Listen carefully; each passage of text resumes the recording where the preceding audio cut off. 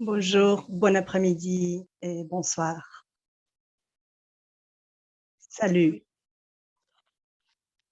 bienvenue. Je vous invite de mettre vos pieds par terre, prendre une grande inspiration et sentir l'énergie de la mère Terre. Valérie, c'est le nom qui a été donné à moi, c'est qui veut dire les aigles qui nous regardent. Le prénom Nomiwinda de ma famille et aussi Anti des Tortoises, les îles des Tortoises. Je suis de l'Angleterre, de Roma et aussi autochtone.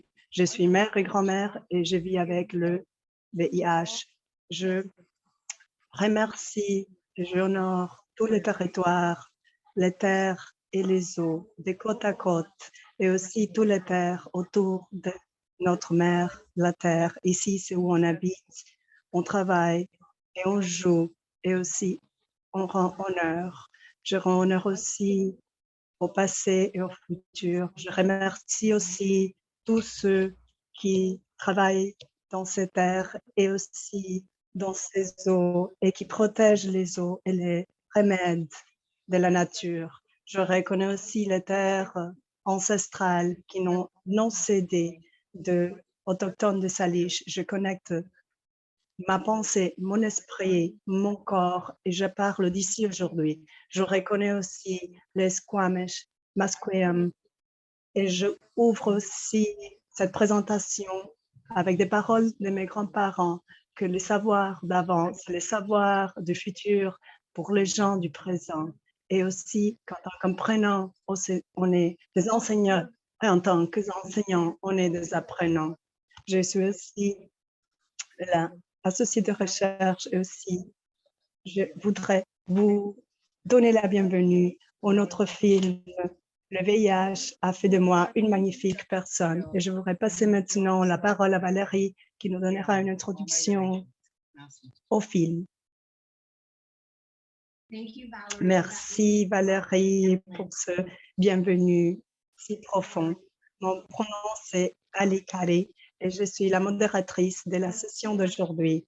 Je suis une présentatrice avec l'Université de la Nouvelle-Galles du Sud et aussi associée du Carey Institute et une professeure de la faculté de santé à Simon Fraser Université au Canada. Ce webinaire va être présenté en anglais et aussi interprété en français. Pour accéder à l'interprétation, cliquez les boutons à la base de l'écran et sélectionnez la langue que vous voudriez entendre. Je voudrais commencer pour remercier vous tous pour nous joindre aujourd'hui pour la présentation de l'HIV. Aussi, c'est un événement très spécial pour créer plus de conscience autour de femmes qui vivent avec le VIH, le sida. Et aussi, je voudrais remercier Global Network, NKD, aussi la source pour l'information de l'hépatite C et le VIH pour appuyer la présentation de notre film. Et aussi, le fondateur de Michael's Foundation, recherche de SFU Community et le BCC Excellent for VIH, SIDA, et aussi un grand remerciement pour le projet de communauté et nos partenaires pour leur contribution pour ces projets de film. Aussi, au-delà de la présentation du film, on va vous offrir une discussion interactive avec les créateurs du projet du film, aussi avec deux femmes qui vivent avec le VIH et aussi leur réponse des communautés globales au VIH. Il y aura aussi une séance de questions-réponses. Alors, je vous prie de poser des questions. Pour poser des questions, à la base de votre écran, il y a un petit endroit pour écrire la question. Les questions ici vont être vues et lues par les panélistes, mais pas par les autres participants du webinaire. Aussi, on va vous présenter des ressources très importantes que vous pouvez accéder en cliquant à la base pour voir les ressources quand on les présentera. On vous encourage à avoir une conversation qui soit consciente et avec du respect, et penser à encadrer cette conversation comme si on était au présent. Les films nous racontent l'histoire de Juno, une écrivaine militante qui a vécu avec les VIH pour une vingtaine d'années. Ancrée dans la science du VIH, le film nous montre des problèmes associés avec l'intersectionnalité de la santé sexuelle. Il se peut qu'il y aura des images violentes, alors je vous prie d'être ancré en vous-même et de le regarder quand vous êtes prêts. Le film met en scène les femmes espiant leurs mouvements, les paroles de Juno, reflétant ce que peuvent prouver des femmes vivant avec le VIH. Le film nous présente la voix de Juno et 3 femmes qui représentent l'expérience de Juno. Dans les films, ces femmes vont rencontrer un amant et ils doivent avoir le courage de ce qui va se passer en ce moment de la rencontre. Et au-delà des expériences, des diverses expériences des femmes, elles sont connectées dans leur expérience de VIH.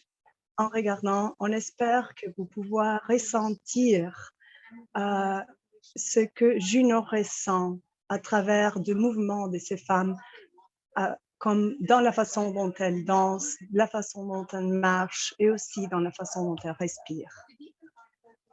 Pour approfondir notre engagement avec les films, on voudrait vous inviter à faire un bref exercice de respiration. Je vous demande de vous asseoir tranquillement et de ressentir toutes les parties de votre corps qui sont en contact avec la chaise. Je vous demande de prendre une profonde inspiration et de ressentir l'inspiration dans le ventre et après doucement laisser que la respiration laisse votre corps sentir la expiration doucement. Et encore une fois, on respire à partir de la base du ventre, la base de la colonne, une profonde inspiration et une lente et douce expiration. La prochaine inspiration, ressentez et rendez-vous présent à être vraiment présent dans son corps et d'être connecté en vous, à l'intérieur. Et en restant avec attention au présent, je vous demande d'ouvrir vos yeux et de regarder en face de vous, mais restez avec l'impression d'être avec vous.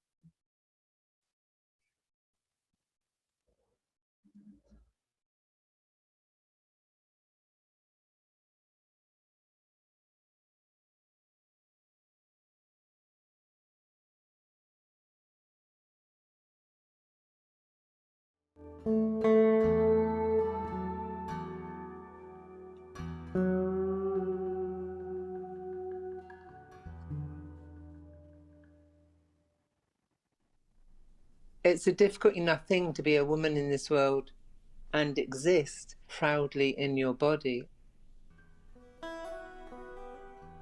Especially as being a trans woman, there's so many layers of shame and being born in the wrong body, this disassociation from the body and this rejection of the body.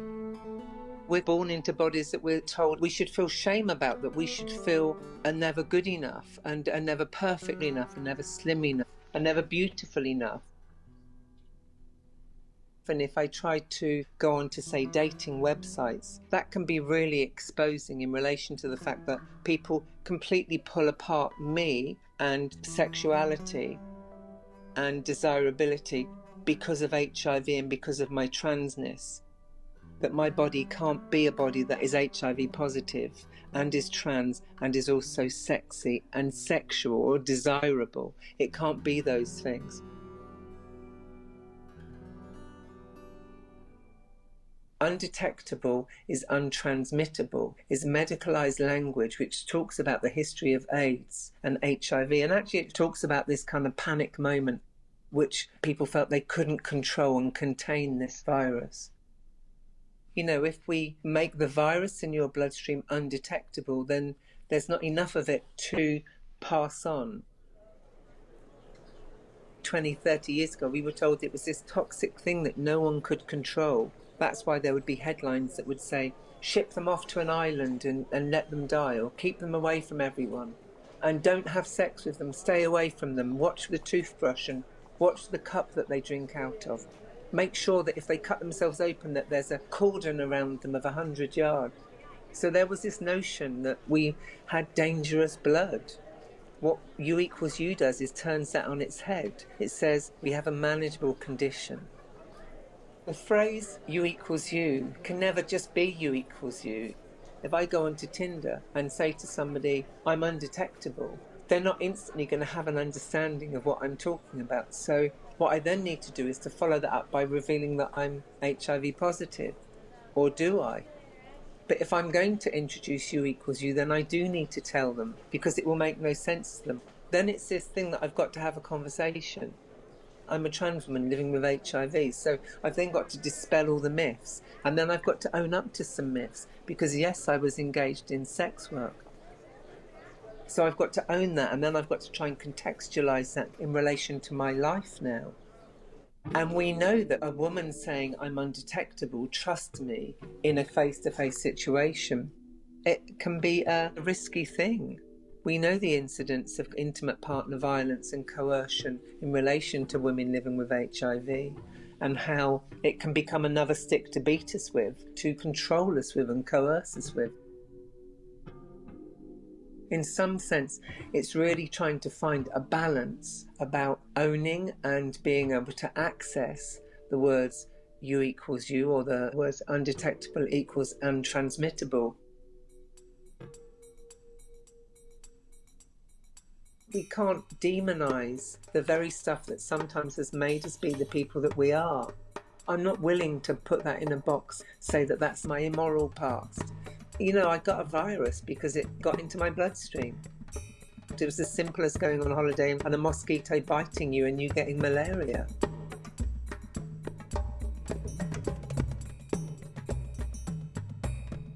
I didn't think that I was ever worthy of beauty. I didn't think that I would ever be capable of creating and owning beauty.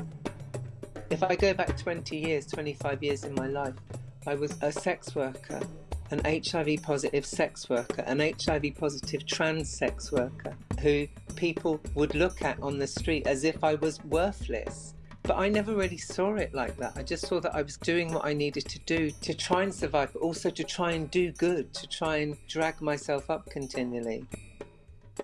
But like I always was on this quest to create beauty around me. So for me to actually have this space that I've owned and crafted, and it's just a tiny sliver of space in the middle of nowhere, but it's safety to me and it's security. It really is everything that I didn't think I could manifest, I've manifested. So often we're told that it will be a man or it will be another person that will complete us. And in a way, we are there very much to serve or service other people and to care for other people, to look after other people, to make sure in relation to sex somebody else is coming before you do. And I feel like it's probably one of the greatest feats of my life that I've got to a place where I recognise that my pleasure can be centred and it's important, it's valid. The history of HIV and AIDS has been the history of men and men's sexuality. You know, you can't escape the fact that men control the narratives, all narratives. So if you look at most campaigns historically for U equals U, most safe sex campaigns have been directed at men, and they seldom featured women. It's very difficult for there to be a narrative around what U equals U means for women. because women often don't have the money to create their own campaigns. We might be offered a seat at the table to put our point of view forward, and we might become a face on the poster, but is it women creating a set of posters that really speak to women about being undetectable? We just don't own the narrative. The message that I would like to see out there for women is you own your body. Whether that body contain HIV or not contain HIV, you own that body. You have every right to take risks, to not take risks. You know, you have every right to all the same stuff that everybody else has, that men have. What I would want women to know is, you know, as many words as they want to say are enough, or as much information as they want to give is enough. And you are fabulous. All I know is that the combination of my writing, my words, the world that I create when I write, and the world that I live in, my home, my house, and how I can be sexual in this space, the kind of freedom I feel from being outside and self-pleasuring and feeling my body naked in the elements with the sun coming down on my body, that sense where there's no words, where there's no interference, where there's no labels, where there's no stuff becoming in between. It's about a purity that I feel like both HIV and transness, a lot of that stuff has come in and been words between me and the world. Not having to strive to be good enough or to be any different than I am. Partially you equals you is saying to people, I'm clean, be intimate with me, show me intimacy, I can't harm you. And in a way there's a part of me that wants to scream and say, you know, HIV made me fabulous. HIV made me a fucking great writer. What has it done for you?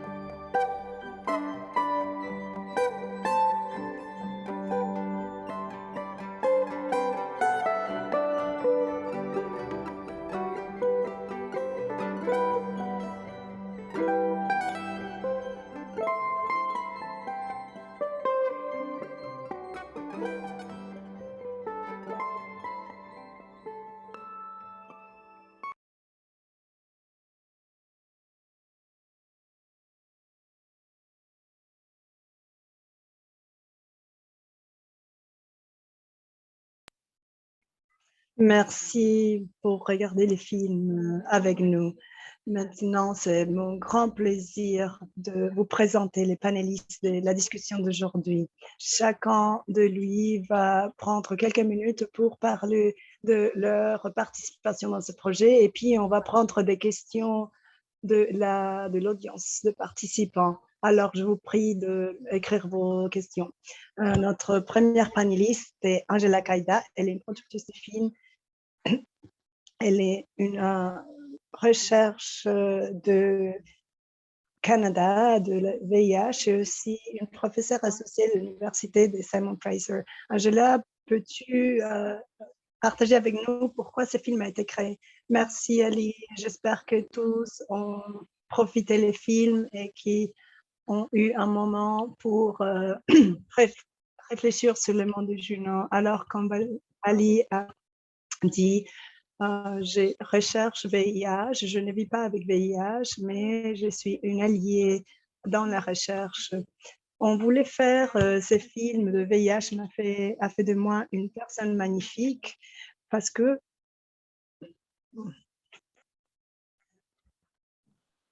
Plusieurs de vous, alors, les gens qui vivent avec le VIH, lorsque nous avons commencé, nous avons remarqué que la recherche sanitaire au sujet des femmes était préoccupée, lourdement préoccupée par le risque que les femmes sexuelles peuvent présenter à d'autres.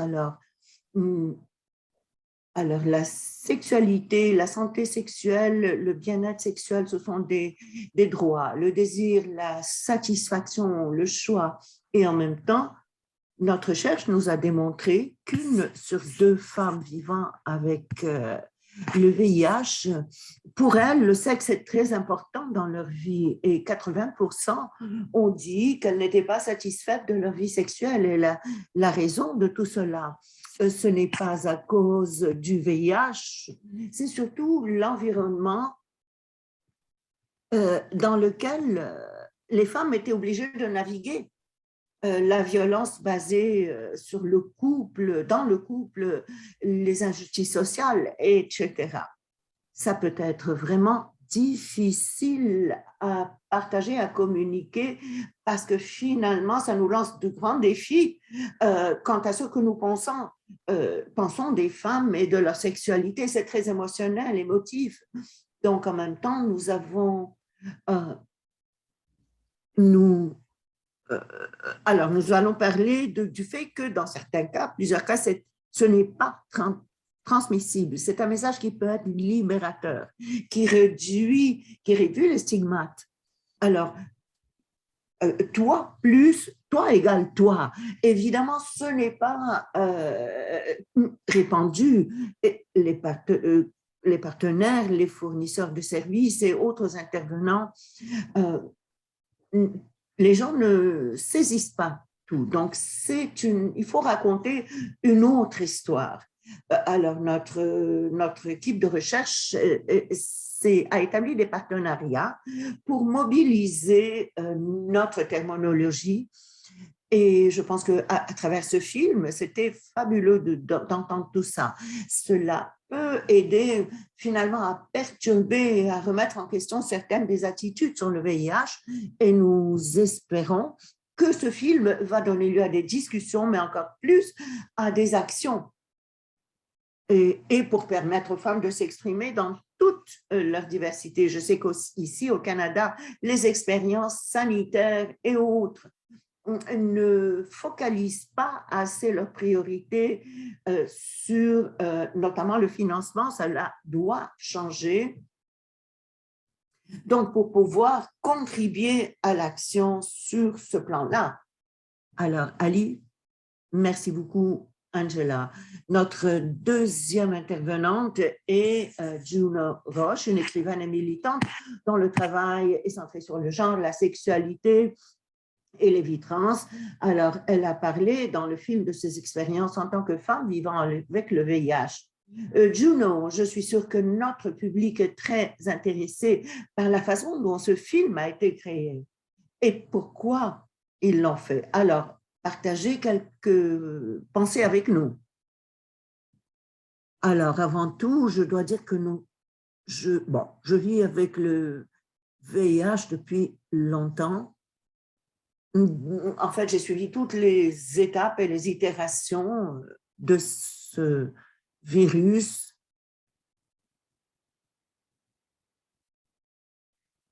Alors, ça fait déjà quelques années, on m'a demandé si je voulais parler à quelqu'un de religieux parce que j'avais l'impression que c'était la fin de ma vie presque.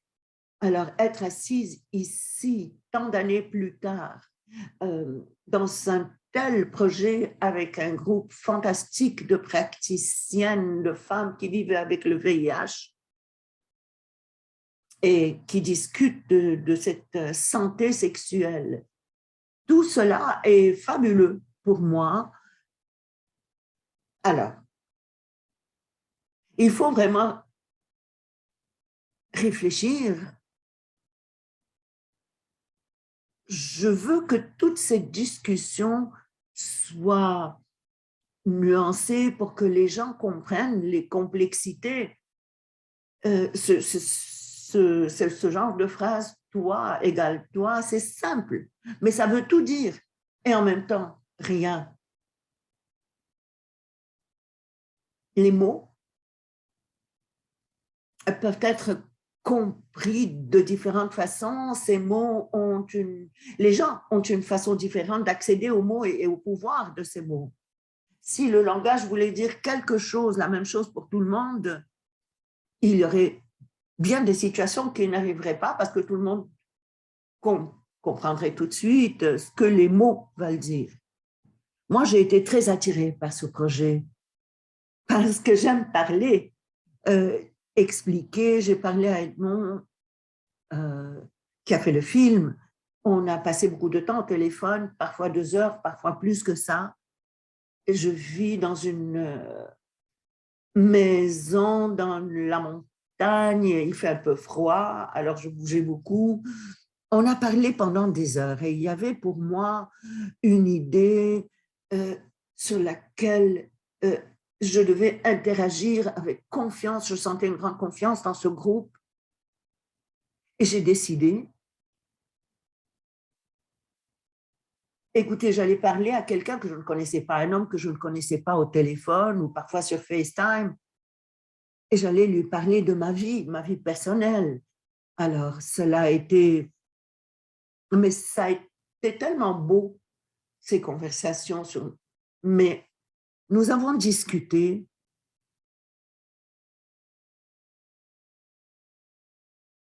Donc, on a beaucoup parlé de ma vie passée et c'est une vie que je voulais et c'est l'expérience.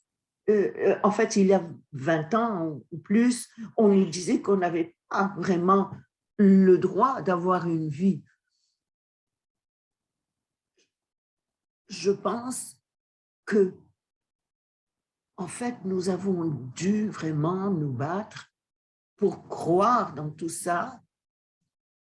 Donc, on a discuté de tout cela et essayé d'intégrer tout ça dans le film, ce qui était une expérience formidable. Vous m'avez demandé pourquoi j'étais attirée par ce film. En fait, moi, en ce moment, j'écris 100 000 mots et plus de ma propre volonté. Lorsque j'ai commencé à écrire en tant que personne trans, on m'a dit, personne ne va vouloir lire ce que tu racontes. Mais moi, je l'ai cru longtemps. J'ai fait un événement sur mon 2e livre hier et aujourd'hui, j'ai vu qu'il était ce livre numéro 2 dans toutes des catégories parlant de la sexualité. Alors, quel droit avais-je en tant que femme trans? Mais j'ai une histoire et le fait de la raconter, c'était merveilleux. Ce que je voulais dire, c'est donnez-nous de l'espace, pas nécessairement une place à la table. Donnez-nous une conférence, donnez-nous un budget pour faire nos propres campagnes. Parce que nous savons ce que les femmes veulent voir et entendre. Alors, par les femmes, pour les femmes. C'est un film extraordinaire. Je me sens très privilégiée. Je vous remercie. Merci beaucoup d'avoir partagé ces mots. Oui, oui, bien sûr, il faudrait incorporer le mot motivation, le mot enthousiasme. Alors, si vous avez des questions, des commentaires, n'hésitez pas à aller à la fonction questions et réponses. Ensuite, nous allons parler maintenant à Edmond, mais il ne met pas en direct. Il nous a envoyé un enregistrement partageant les messages, les idées qu'il a tenté, qu'il a voulu transmettre par ce film. Alors, je suis le cinéaste. J'ai été un danseur professionnel pendant longtemps. ensuite, bon, j'ai été vers le cinéma, mais j'ai continué à vouloir parler avec le corps et comment il communique. Vivre avec le VIH est devenu un projet passionnant pour moi, une passion en fait. Je veux que les gens aient une autre expérience physique, culturelle, corporelle, dans laquelle on est ouvert aux mots qui sont dits différemment, les mots qu'il y a derrière le corps. En fait, une nouvelle expérience physique, corporelle, qui, après ce choc initial que les gens ressentent, au début en tout cas, quand ils ont quand ils entendaient parler du VIH, donc ça c'était, alors on pouvait dire des tas de choses, toi égale toi, etc. C'est disparu aujourd'hui. Les gens entendent ça, mais ça ne change pas leurs sentiments, la façon dans laquelle ils se sentent. Ils ont quand même besoin de se protéger. Mais si on leur dit, écoutez, tout est différent maintenant, mais non, ils ont besoin de se protéger. Alors, c'est des émissions, je voulais lier les émotions physiques, mentales, corporelles, pour réévaluer, penser à toutes les expériences, notamment celle de Juno, par exemple.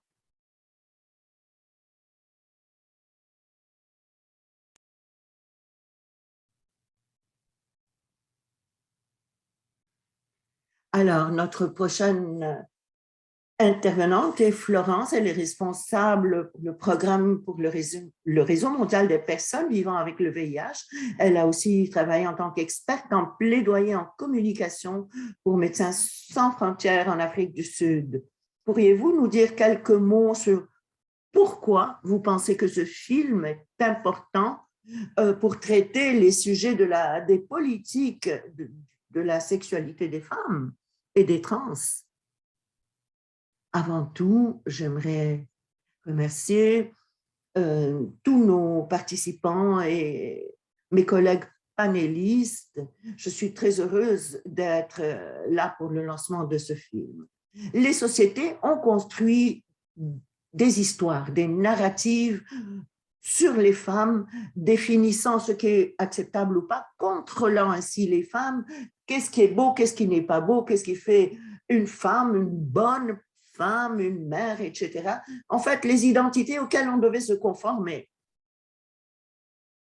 C'est surtout sur l'apparence, les qualités ou le comportement. Pour les femmes qui vivent avec le VIH, il y a un sens selon lequel nous avons une charge supplémentaire.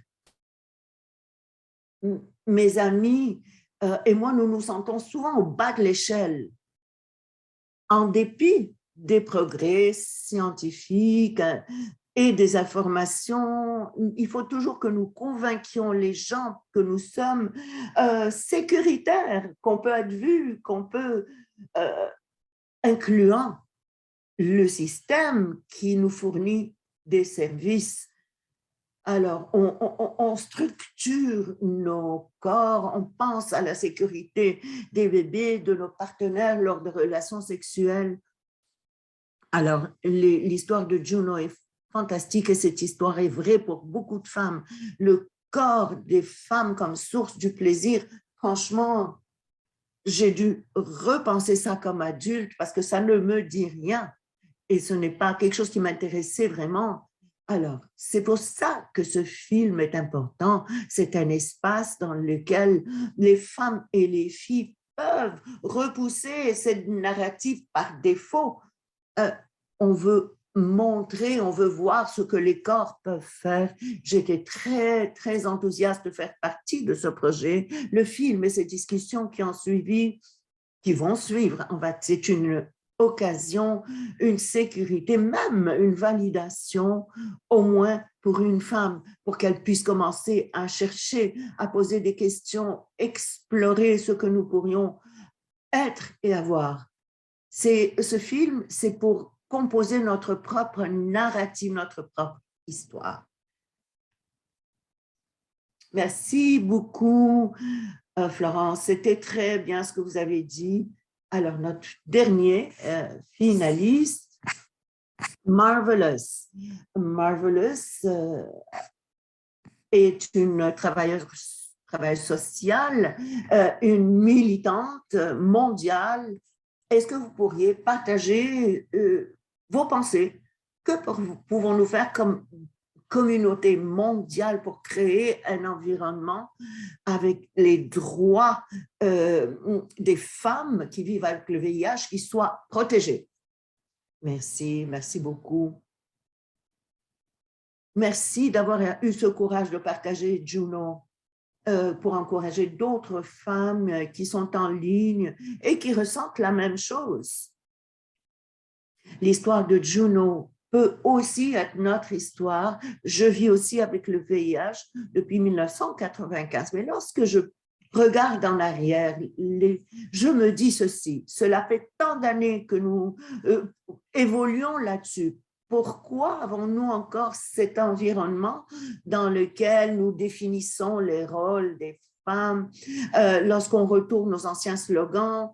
Et j'ai vu beaucoup de coupures dans le financement, pas seulement dans les pays en développement, mais dans d'autres pays développés. Donc, nous ne pouvons pas, en tant que femmes, développer des programmes qui répondent à nos besoins si nous n'avons pas de financement. Nous ne pouvons pas parler, donner nos opinions lorsque les décisions sont prises pour nous. On nous appelle pour cocher des petites boîtes. Ah, tiens, voilà une femme qui vit avec le VIH. Mais lorsque nous voulons que les femmes prennent des décisions, qu'elles contribuent aux politiques, nous invitons non seulement des femmes privilégiées comme Marvelous, mais aussi les femmes marginalisées, les femmes qui sont dans la rue, des femmes qui sont sans abri, mais aussi des femmes dans les régions rurales, des femmes qui doivent marcher des milles et des milles de distance, et même pour obtenir simplement des services de planification ou familiale. Alors, au Canada, j'ai réalisé aussi que le système sanitaire nous laisse tomber. Il y a des stigmates, il y a de la discrimination sur le VIH, même dans les communautés dans lesquelles nous travaillons. Alors, ce à quoi je vais penser, c'est une communauté mondiale dans laquelle nous pouvons expliquer nos besoins holistiques. Qu'est-ce que je veux dire par là? C'est que je ne viens pas seulement vous voir pour du traitement. Il y a d'autres questions qui affectent ma santé, mon isolement, mais également à assurer une compréhension des risques de la prévention. Une fois qu'on est testé pour le VIH et qu'on est trouvé positif, mais il y a d'autres choses qui nous affectent. Il faut que nous continuions donc à évoluer dans bien des domaines. Il faut qu'il y ait donc des fonds ou des possibilités offertes, et prendre aussi en considération l'ethnicité, le risque, la spiritualité, l'âge, la classe sociale. Il y a tellement d'autres questions auxquelles je pense l'année passée. Je n'ai pas travaillé pendant environ 6 mois et j'essayais de me demander ce qui m'arrivait et j'avais un problème après l'autre. Est-ce que c'est à cause du VIH? Est-ce que c'est à cause de la ménopause? Je me posais toutes ces questions et donc il faut des soins intégraux autour de ces questions, des liens entre chacune d'entre nous. Parfois, nous avons des services qui ne nous servent pas vraiment. Il faut observer, étudier donc les besoins que nous avons, qui soient informés des collaborateurs, pas seulement et des collaboratrices, pas seulement des gens qui cochent des cases, parce que les stigmates continuent d'exister. Je pourrais en parler toute la journée. Il y a bien d'autres questions auxquelles nous pourrions penser lorsque nous parlons des questions des trans. Il y a tellement d'organismes qui ne savent comment approcher cette question.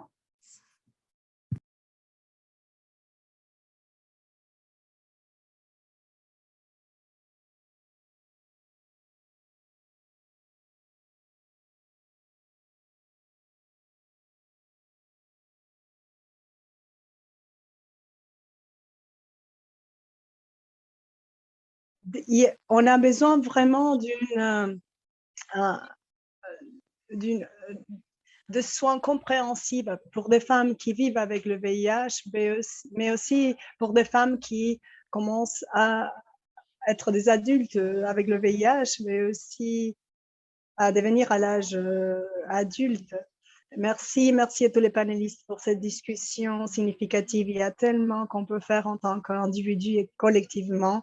Je vous prie de mettre dans les chats vos questions et comment vous pouvez contribuer pour créer un environnement protectrice pour protéger les droits des femmes qui vivent avec VIH. Pour notre équipe, on espère que ces films puissent faciliter les discussions et aussi la conscience des problèmes de femmes qui vivent avec VIH et les stigmatisations des femmes qui vivent avec VIH. Et on a besoin de votre aide pour faire ça. Je vous prie de partager ces films avec vos réseaux. Maintenant, c'est public et à Life with HIV Forward Film. Aussi, on vous demande de compléter un survey que vous pouvez trouver les liens dans notre site web ou sur le chat. Et aussi, finalement, on aimerait si vous pouvez présenter les films dans votre communauté, si vous êtes un travailleur social ou de service ou une personne qui vit avec VIH ou simplement quelqu'un qui comprend les problèmes. Les films, c'est pour tout le monde. Vous pouvez soit télécharger une guide de discussion dans notre site web, Life with HIV, toutes ces ressources et des contacts et des activités pour regarder les films peuvent être accédés dans ces ressources. Et si vous accueillez une présentation, je vous demande de me contacter, moi et mon équipe, parce qu'on aimerait vraiment écouter de vous. Et maintenant, on a le temps pour écouter de vous, les participants, l'audience. Si vous ne l'avez pas encore fait, je vous prie de mettre vos questions sur le chat. Je veux lire toutes les questions. Je commence. Peggy, waouh. Elle se demande, est-ce que vous avez fait ce film pendant la pandémie? Comment est-ce que vous avez cherché les films? Comment est-ce que vous avez coordonné pour la chorégraphie? Juno, voudrais-tu répondre à cette question? Oui. La question, c'était comment on a fait de ma part, comme je fais tout.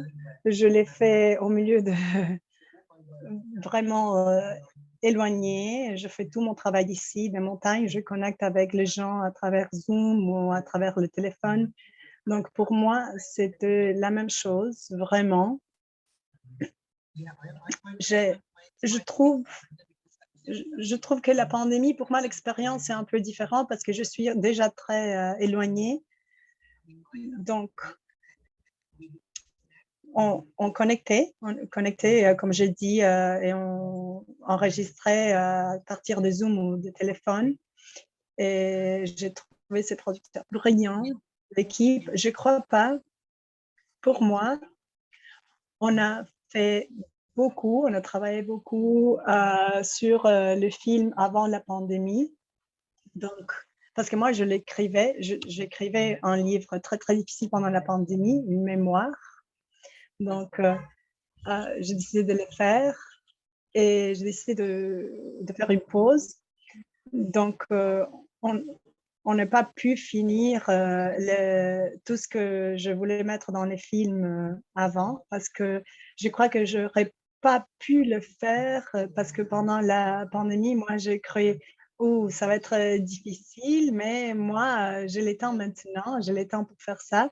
Et puis, je me suis rendu compte que la différence avec la COVID, c'est que tout le monde était involucré avec cette pandémie. Tout le monde a été affecté par la pandémie. Tout le monde avait peur. Donc, le monde est devenu un endroit très terrifiant, très écœurant. Donc, pour moi, le film, la partie du film c'est ce que j'ai apporté, c'était avant la pandémie, parce que pendant la pandémie, je crois que ça aurait été différent. C'est ce que j'ai aimé. avec la production. Moi, je le pourrais regarder plusieurs fois. Mais c'est ce que j'ai aimé de personnages, les femmes, c'est qu'ils font des mouvements très, très précis. Et c'est ce que je pense quand je pense la communauté de VIH. Qu'est-ce qu'ils ont besoin de faire pour mieux servir les femmes? Et c'est ce qu'ils doivent faire, c'est de bien comprendre. C'est ce qu'on dit dans les contextes où on les dit, parce que moi, je ressentis, merci Marvelous, de parler avec des personnes transsexuelles. Et tu as parlé de ça parce qu'il y a plusieurs choses. Il y a le VIH, il y a être une femme transsexuelle, il y a les soins de santé. Alors, excuse-moi, je sors un peu du sujet, mais c'est ce que je dis. Je crois que si on a fait avant la pandémie, c'est que la pandémie n'a pas vraiment affecté à la production. Oui, merci Juno. Je crois que tu as bien répondu à la question, surtout autour d'espaces qu'on occupe et qu'on exclut. Moi aussi, le fait que ça a été filmé avant la pandémie, mais la chose la plus belle qu'on tous, on est d'accord, on est dans des continents différents, dans différents pays, on a créé ces film qui est si intime, qui est si attirant, et on l'a créé de façon à distance. Donc, c'est vraiment remarquable. C'est ce qu'on peut faire, produire, même si on ne s'est jamais connu en personne. Et je voulais dire brièvement, je sais que je dis ça, mais je continue, mais c'est ça que si on laisse que les femmes fassent, si on laisse que les femmes produisent des projets et présentent des projets. C'est ça ce qu'on arrive. Ce n'est pas uniquement les films, mais aussi la façon dont les femmes prennent vraiment soin de comment on fait les choses, mais comment les choses sont reçues. Si on nous laisse un peu d'espace. C'est ça ce qu'on peut produire. Oui, bien dit. Alors, la prochaine question, c'est de Racham. On sait tous que tous les messages de VIH, c'est dirigé aux hommes. Aussi, les médicaments sont utilisés pour les hommes. Il y a des inéquités aussi autour du message intransmissible, c'est indétectable, mais aussi autour des services. Alors, qu'est-ce qu'on peut faire pour changer ceci?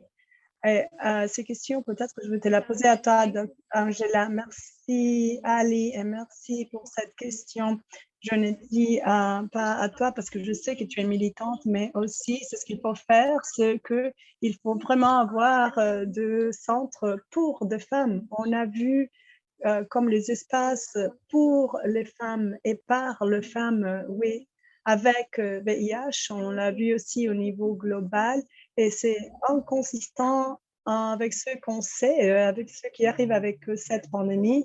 Alors, on ne peut pas fermer, il faut s'arrêter de fermer des services qui ont été construits au cours des années qui offrent cet espace aux femmes. Numéro 2, il faut que je parle en tant que rechercheuse, c'est qu'on a besoin de nous assurer que la recherche qu'on fait doit être équitable au centre. Si on n'a pas d'informations, si on n'a pas d'informations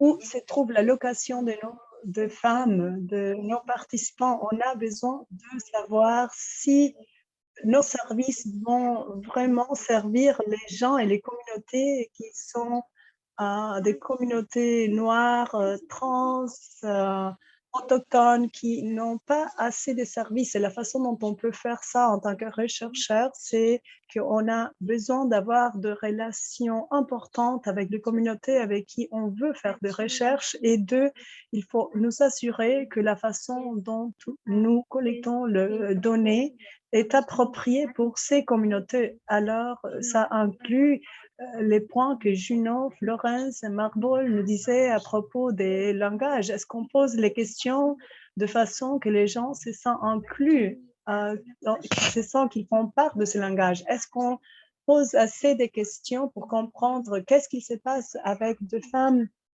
VIH au Canada et en termes global? On a besoin de ces données et on doit collecter ces données de la bonne façon. Alors ça, c'est ce que je pense. Et aussi, bien sûr, on a besoin d'avoir des ressources. Beaucoup de travail qui se fait pour ou par des femmes, on les fait dans les temps libres ou comme un projet de passion, un projet secondaire. Il n'y a rien de mauvais avec ça, mais ce n'est pas soutenable. Donc, c'est très important et très beau et c'est un travail transformatif et on a besoin de ressources. Et merci, Angela.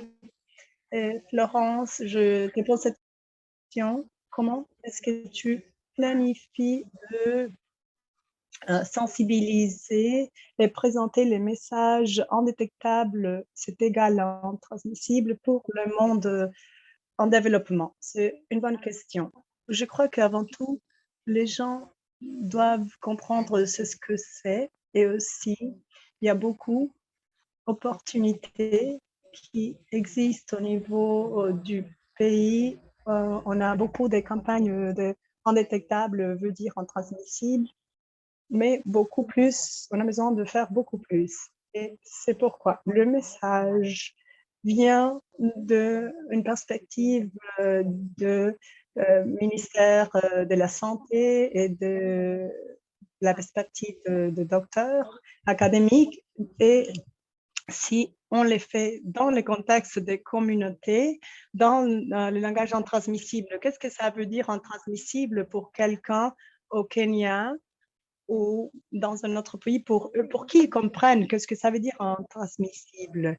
Donc, il faut le faire dans le sens de pouvoir donner plus de confiance pour les gens qui ont besoin d'utiliser. Moi, je pense que du moment où j'ai été diagnostiquée, on m'a dit c'est ce que je dois faire pour ne pas infecter quelqu'un d'autre.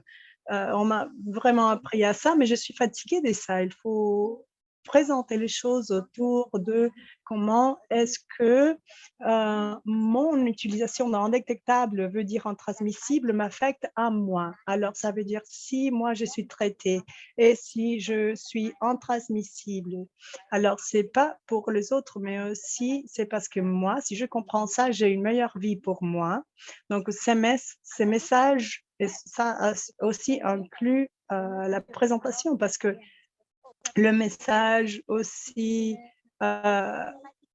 c'est toujours autour et centré que c'est autour de je veux avoir un enfant ou nettoyer pour quelqu'un d'autre. Donc, c'est toujours pour les autres, mais il faut les présenter de façon que ce soit à propos de nous, pour les femmes, pour notre qualité de vie. Donc, on va utiliser la science et la médecine dès la perspective des femmes, de façon qu'on peut le faire nôtre, compréhensible, le comprendre, mais aussi de l'avoir. Et aussi, indétectable et intransmissible a des sens pour moi.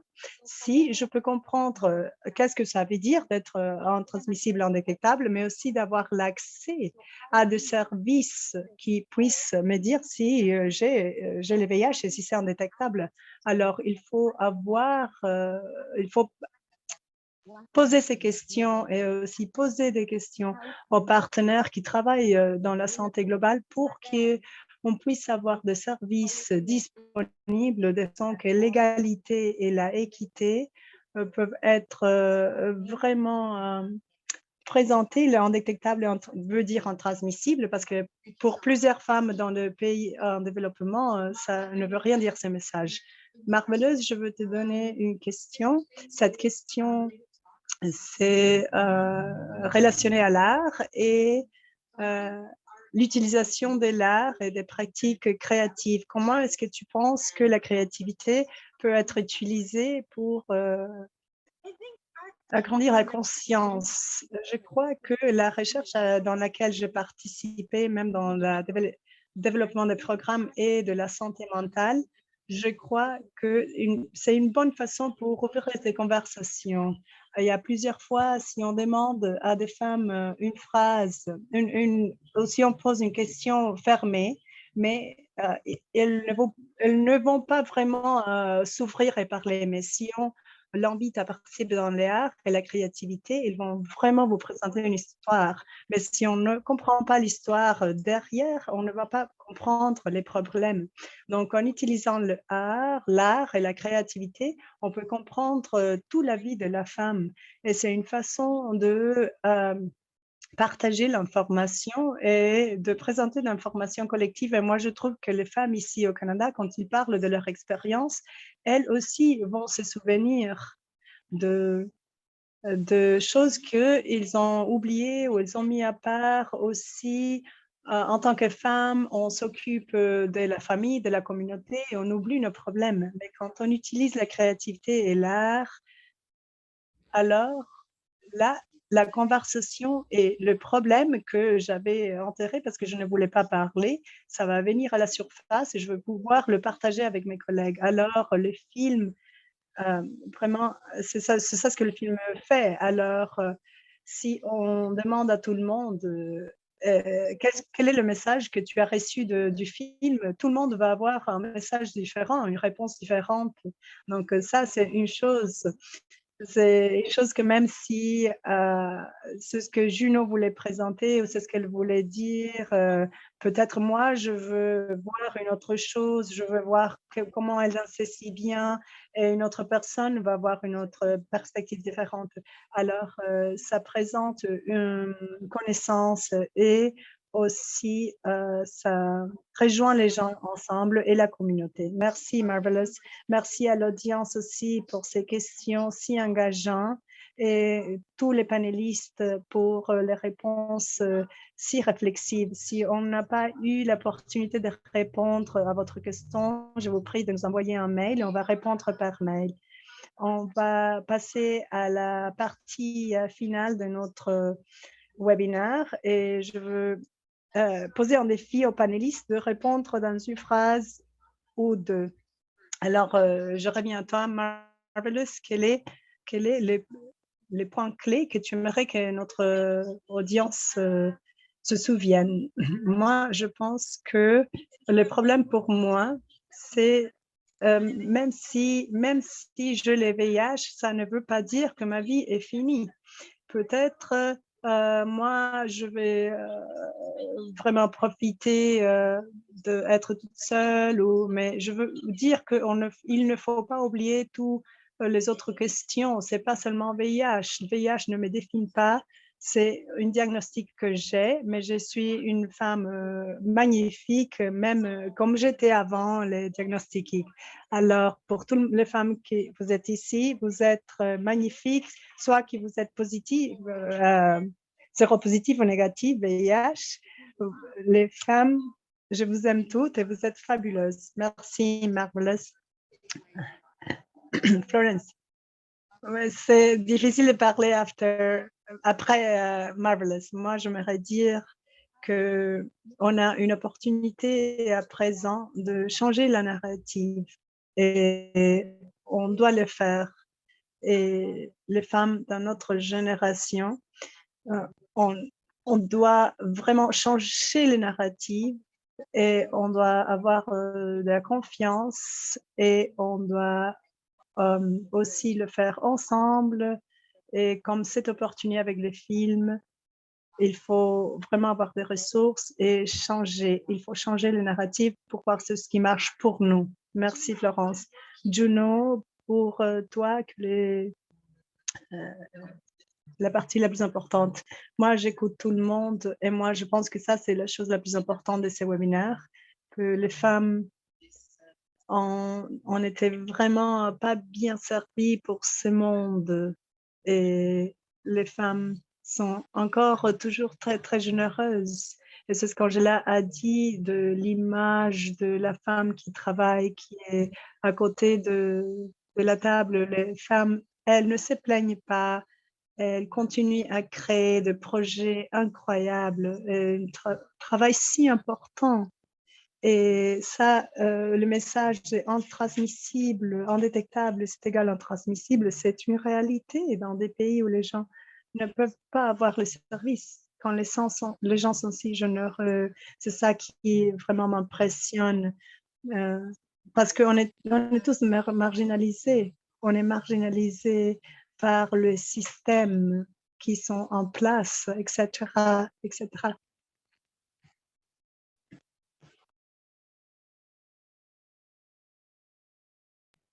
Donc, il faut vraiment lire nos pensées, lire la salle et nous financer.